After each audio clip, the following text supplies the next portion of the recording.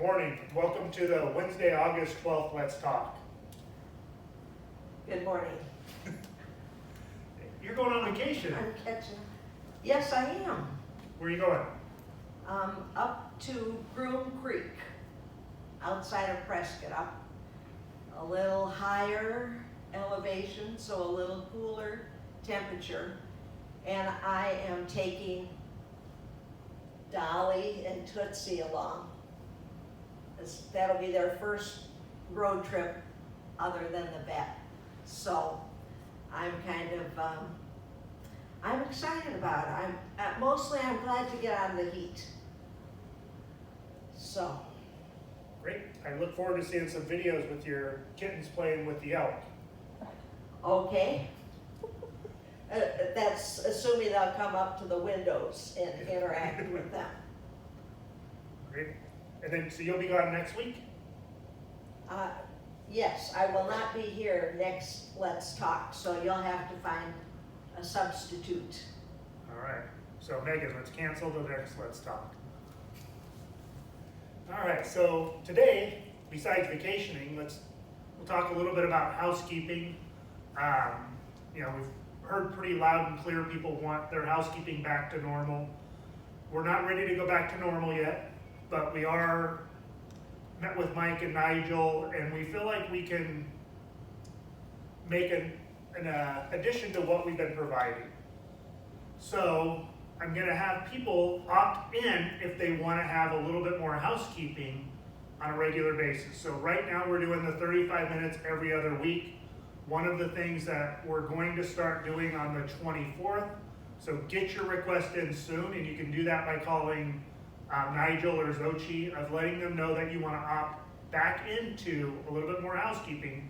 And what we're going to be able to do is every other housekeeping visit, we can get you back to your normal amount of time if you're willing to not be in the apartment so there's no exposure to the housekeeper. We will send 2 housekeepers in at that time, and you'll get the same amount of time. So if you were getting 2 hours, you get 2 people for 1 hour once every other housekeeping visit. That's going to come out in the Thursday 360, and they'll probably explain it better than I just did. But about once a month, you'll get your full time if you opt in and you're willing to not be in the apartment at that time.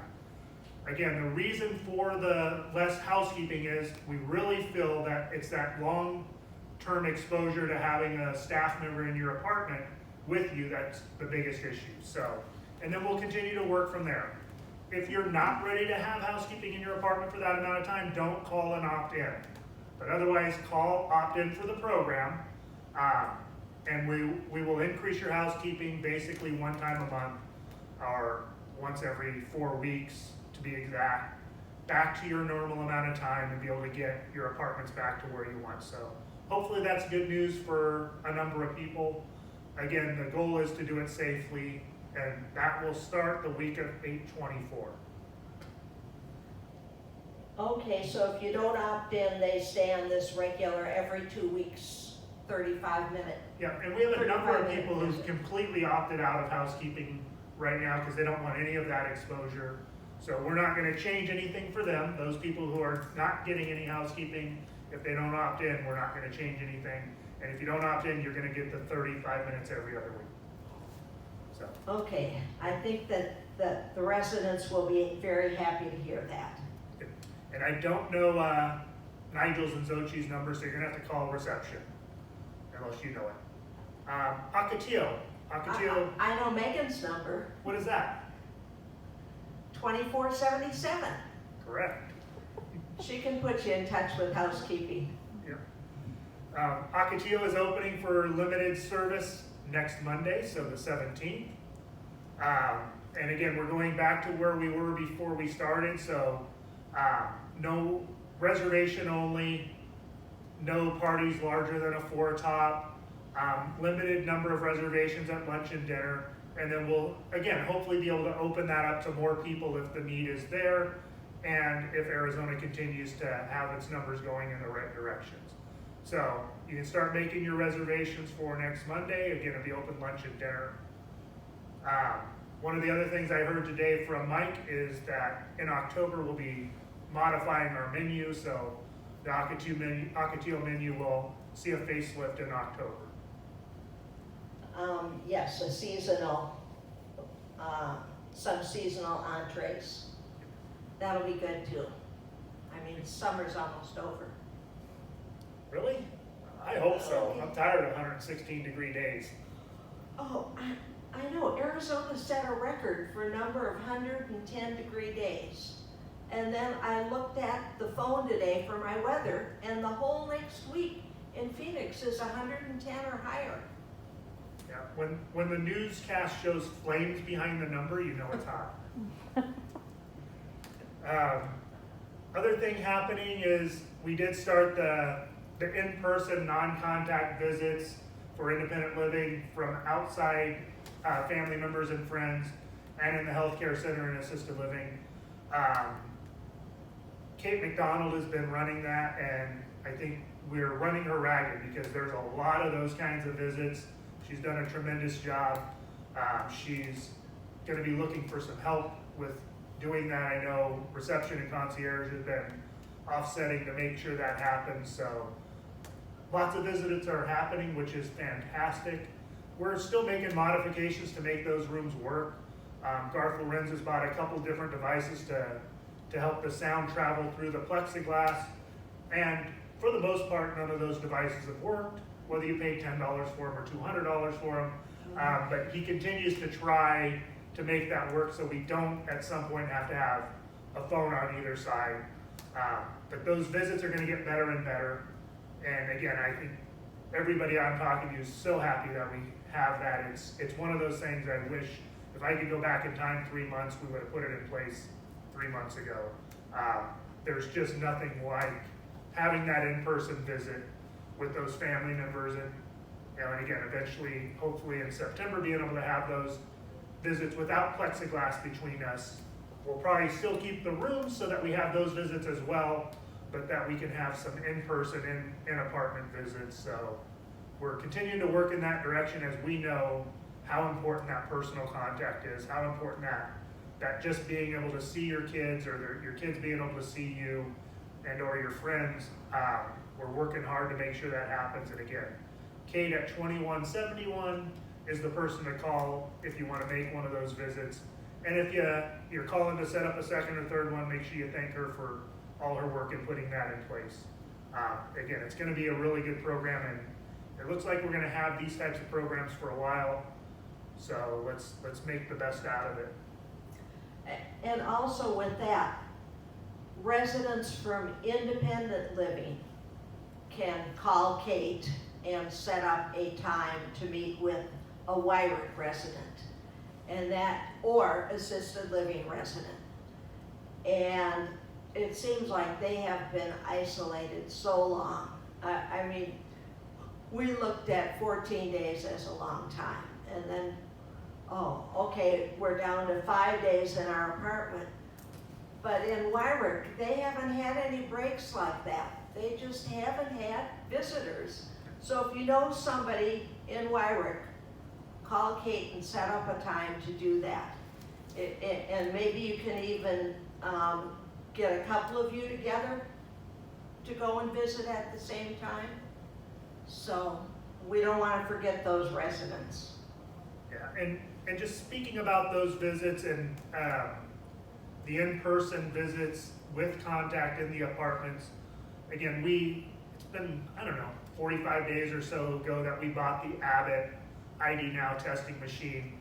And we bought that specifically for the use of being able to get visitors back on this campus, for being able to get spouses who live in independent living to be able to spend one-on-one time in the apartment with residents in healthcare and assisted living. We've been trying it out for 45 days. We did last week, I think it was last week, purchase a second machine. And we did that for two reasons. One is we want to have a machine in the licensed area and one on independent living, so we're not crossing those barriers when we're testing somebody from the other area. But the second reason is you can only run so many tests through those machines an hour. And when we start utilizing it for those in-person visits and for families to be able to come back on campus, for an hour is not enough, so having a machine on either side is gonna be a tremendous help for us being able to do that. And again, our goal of buying those machines was to offset some of the other testing, but it really was to get family members back on this campus in a safe manner.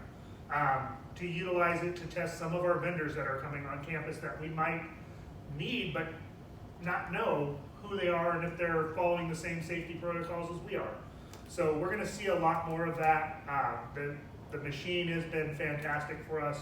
Again, we've been testing it with, sometimes testing people both with the Abbott machine and at our other labs, just to make sure we feel good about the results. The instant testing isn't as accurate as some of the labs, but it's still above 95%. And for us, it's been really good. So we hope to continue to do that and extend that use to get that a little bit more back to normalcy of having people be able to come on campus and have those in-person visits, for having families and, again, spouses being able to go to the other levels of care in a safe manner and make sure they're able to have that important time together. So again, the Abbott testing has been tremendous, and I think it's going to help us in September to get to that next level of visits. September is coming up fast.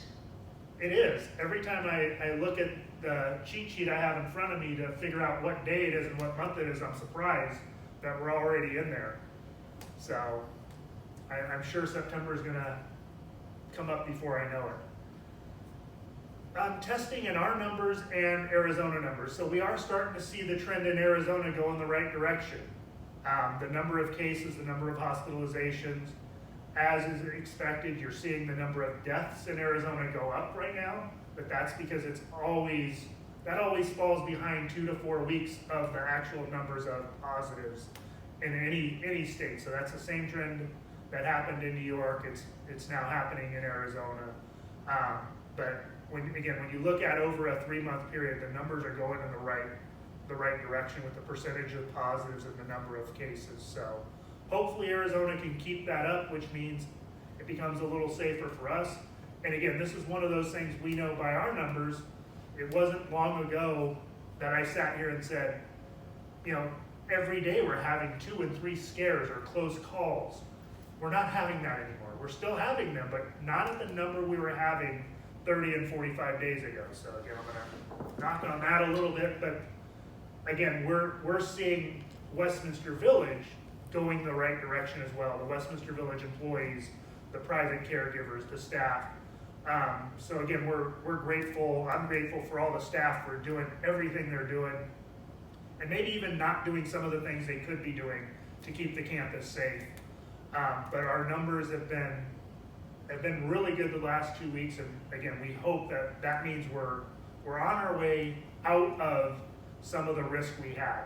We have to keep our defenses up. We have to keep some of these things in place because we're not ready to say COVID is over, but we are. Again, it is nice to not get a call every day going, oh, we have another scare. We need to test another dozen people. We need to do this. We need to do that. So hopefully Arizona will continue that. I know the governor opened up gyms this week. We're talking about schools going back into place. So we'll see if we hit another wave in Arizona or not. But Arizona and Westminster Village seem to be headed in a good direction. And again, we want to keep that up. We want to keep the fact that we don't have any residents with the virus on campus. That we have very limited number of staffs and private caregivers. Because again, it just takes one to spread that around. So we're going to keep all of our systems in place. We're going to continue to look and see where we can modify services like opening up Ocotillo, extending the housekeeping, lessening the number of days of those restrictions if you do leave campus. One of the things I think we'll see happening next is that 10 days, and it'll just be a straight 5-day restriction and not having that additional 5 days.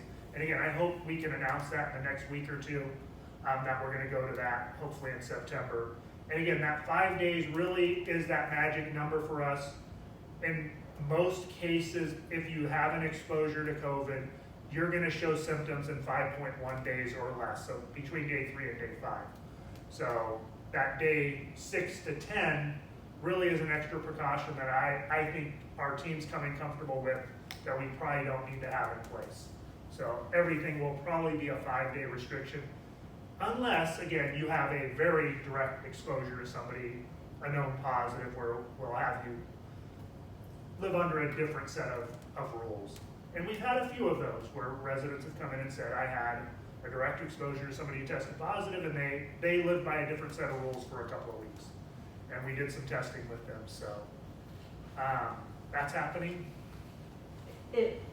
From the resident side again, it's really nice to see some of those residents we haven't seen for months. There are residents who go to the doctor like every 2 weeks, and we never saw them because the 14 days ended that. But when it went to 5, all of a sudden they're gone 1 week, but the next week they're there.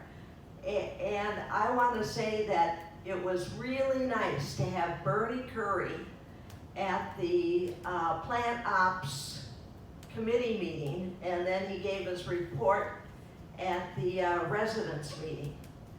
And he just brings something that's totally different to those meetings, and it's really, it was really good to see him back. So Bernie, stay on the right track.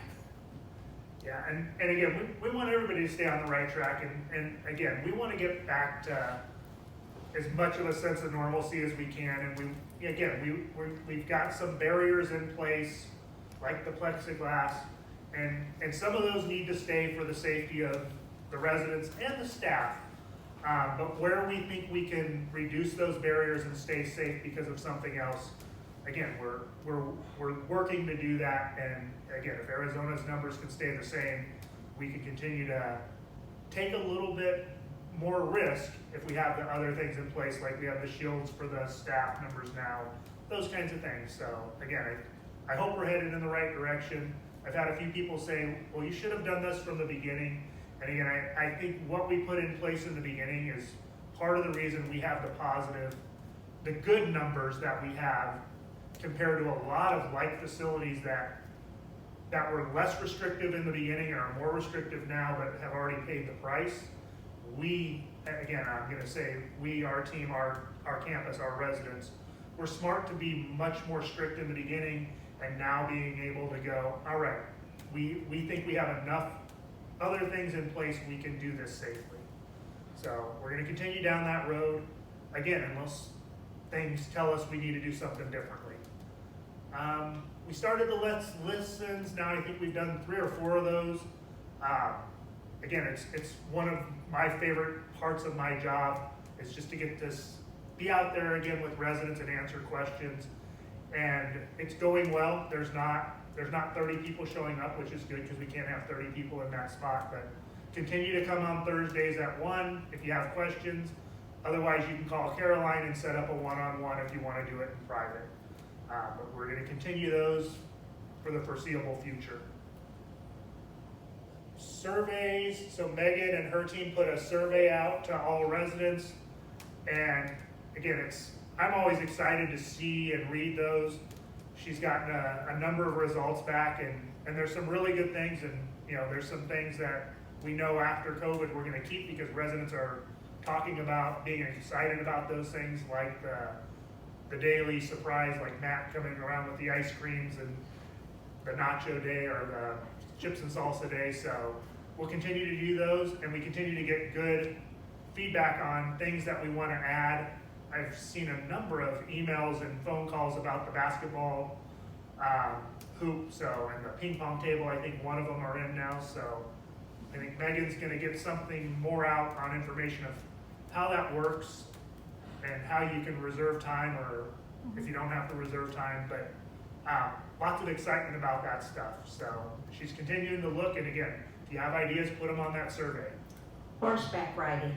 Horseback riding, perfect. How about if we did like the mechanical bowl? Oh boy, as long as we do it on the carpeted floor, not over here on the brick floor. Can you arrange that, Megan? Horseback riding in a mechanical bowl? Yeah. We're probably gonna have to serve food because you can't have a mechanical bull without No, you having got some drinks. some drinks, adult Yeah, beverages. the bar, they need Yeah. with mechanical bull. You have to spend a bit of time in the bar before you can work up the courage to get on the mechanical bull. Yep.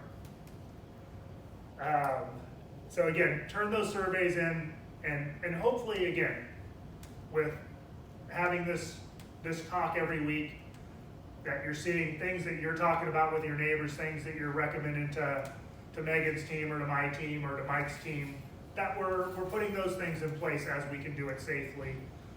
We do listen to and read every one of those, so keep that information coming in, and we'll continue to try to make Westminster Village a great place to live, even during COVID-19. One of the other things people asked about are some more of the small group activities, and again, we're continuing to increase that number of small group activities, and again, if there's things you want to see come back, put those on the survey. Okay, well, like we talked about earlier, I'm going on a road trip. And I haven't been out in the world for a long time. And I'm not sure how to navigate all of that. So I need to have you check over my bag here. I've got some KN95 masks.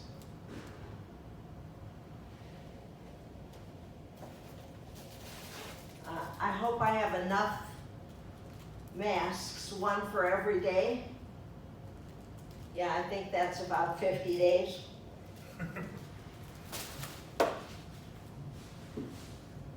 I've got some alcohol-free spray. If you clean the glass with it, you're all set.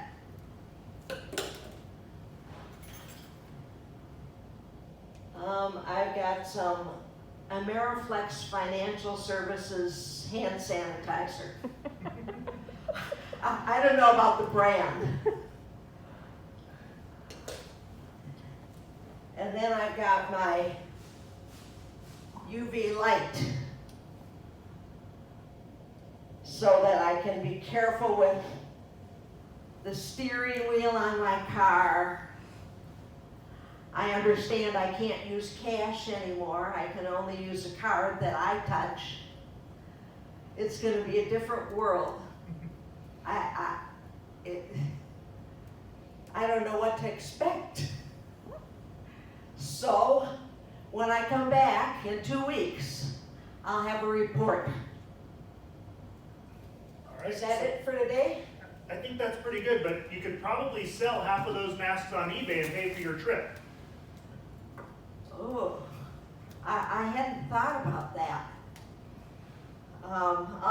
Maybe I'll use one every other day, a new one every other Well, you're day. not going to be gone for 50 days, are you? Depends.